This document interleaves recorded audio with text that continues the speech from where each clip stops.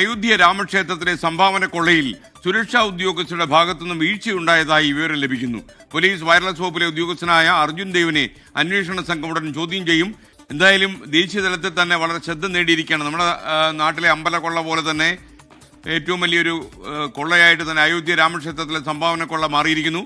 വിനീത വിജയ് പറയൂ.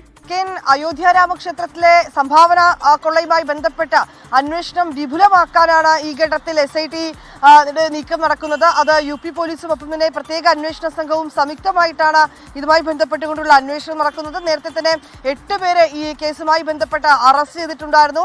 ഇവരൊക്കെ തന്നെ ഇതിൽ പലരും ഈ ടിന്നു യാദവ് ഉൾപ്പെടെയുള്ളവർ ഈ ക്ഷേത്രത്തിൽ എത്തി അവിടുത്തെ ഈ ജോലിയൊക്കെ ചെയ്തതിനു ശേഷം പിന്നീട് ആ അയോധ്യയിൽ തന്നെ പല മേഖലകളിലും വലിയ വീടും വസ്തുവകകളൊക്കെ വാങ്ങിയിരുന്നതായി അന്വേഷണ സംഘം കണ്ടെത്തിയിട്ടുണ്ട്.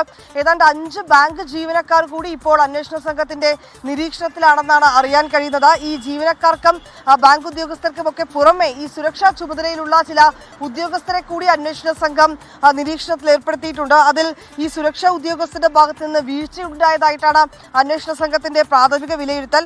പോലീസിന്റെ വയർലെസ് വകുപ്പിലെ ഉദ്യോഗസ്ഥനായ അർജുൻ ദേവിനെ അന്വേഷണ സംഘം ചോദ്യം ചെയ്യും.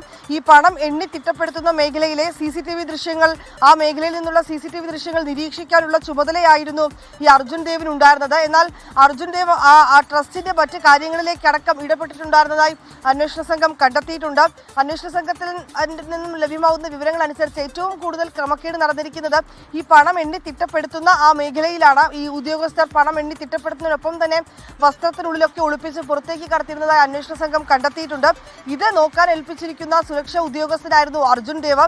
അദ്ദേഹത്തിന്റെ ഭാഗത്തുനിന്ന് ഗുരുതരമായിട്ടുള്ള വീഴ്ച ഉണ്ടായതായി അന്വേഷണ സംഘം വിലയിരുത്തുന്നുണ്ട്. അതിന്റെ കൂടി പശ്ചാത്തലത്തിലാണ് അർജുൻ ദേവിനെയും കസ്റ്റഡിയിലെടുത്ത് ചോദ്യം ചെയ്യാൻ അന്വേഷണ സംഘം നീക്കം നടത്തുന്നു. ഒപ്പം തന്നെ സമ്പത് റോയ് അടക്കമുള്ള ഉന്നതരെയും ചോദ്യം ചെയ്യണമെന്നാണ് പ്രതിപക്ഷ പാർട്ടി നേതാക്കൾ ആവശ്യപ്പെട്ടിരിക്കുന്നത്. അതിൽ ഏറ്റവും പ്രധാനമായി കോൺഗ്രസ് പുതിയൊരു ക്യാമ്പയിന് കൂടി തുടക്കം കുറിക്കുമെന്ന് ദിഗ്വിജയ് സിംഗ് അറിയിച്ചിരിക്കുകയാണ്. അദ്ദേഹം പറയുന്നത് ഈ വീടുകൾ തോറും കയറി ഈ അയോധ്യയിൽ എന്താണ് സംഭവിച്ചിരിക്കുന്നതെന്ന് സാധാരണക്കാരെ ബോധ്യപ്പെടുത്താനുള്ള ഒരു നീക്കം ഉണ്ടാകുമെന്നാണ് അദ്ദേഹം അറിയിച്ചിരിക്കുന്നത്.